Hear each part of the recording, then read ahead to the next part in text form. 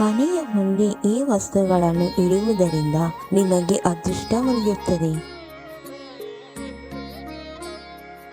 ವಾಸ್ತುಶಾಸ್ತ್ರದ ಪ್ರಕಾರ ಮನೆಯ ಮುಂದೆ ಇಂತಹ ವಸ್ತುಗಳನ್ನು ಇಡುವುದರಿಂದ ನಿಮ್ಮ ಕಷ್ಟಗಳೆಲ್ಲವೂ ದೂರವಾಗಿ ಅದೃಷ್ಟ ನಿಮ್ಮನ್ನು ಹಿಂಬಾಲಿಸುತ್ತದೆ.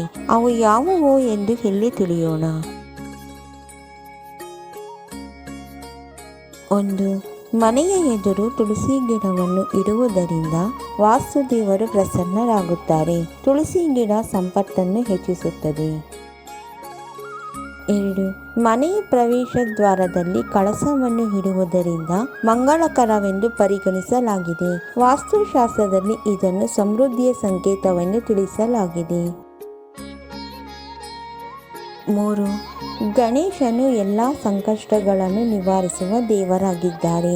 ಆದ್ದರಿಂದ ಮನೆಯ ಬಾಗಿಲಿಗೆ ಗಣೇಶನ ಫೋಟೋ ಅಥವಾ ವಿಗ್ರಹವನ್ನು ಇಟ್ಟರೆ ಯಾವುದೇ ಕಷ್ಟಗಳು ಬರುವುದಿಲ್ಲ. 4. ಮನೆಯ ಮುಖ್ಯ ಬಾಗಿಲಿನ ಎರಡು ಕಡೆಯಲ್ಲಿಯೂ ಸ್ವಸ್ತಿಕ್ ಚಿಹ್ನೆಯನ್ನು ಇಡುವುದು ಶುಭಕರವೆಂದು ಪರಿಗಣಿಸಲಾಗಿದೆ.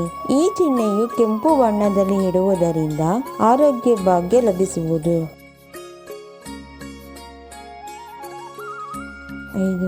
ಮನೆಯ ಮುಖ್ಯ ದ್ವಾರವನ್ನು ಹೂವಿನ ಹಾರಗಳಿಂದ ಅಲಂಕರಿಸುವುದರಿಂದ ಸಕಾರಾತ್ಮಕ ಶಕ್ತಿಯ ಸಂವಹನದ ಸಂಕೇತವಾಗಿದೆ. ನಿಮ್ಮ ಮನೆಯ ಮುಖ್ಯ ದ್ವಾರವನ್ನು ಹಣ್ಣು ಮತ್ತು ಎಲೆಗಳಿಂದ ಮಾಡಿದ ಮಾಲೆಯನ್ನು ಅಲಂಕರಿಸುವುದರಿಂದ ಸಮೃದ್ಧಿಯನ್ನು ತರುತ್ತದೆ. ಒಣಗಿದ ಹೂಗಳೊಂದಿಗೆ ಹಾರವನ್ನು ತಪ್ಪದೇ ತೆಗೆಯಬೇಕೆಂಬುದನ್ನು ಗಮನಿಸಿ.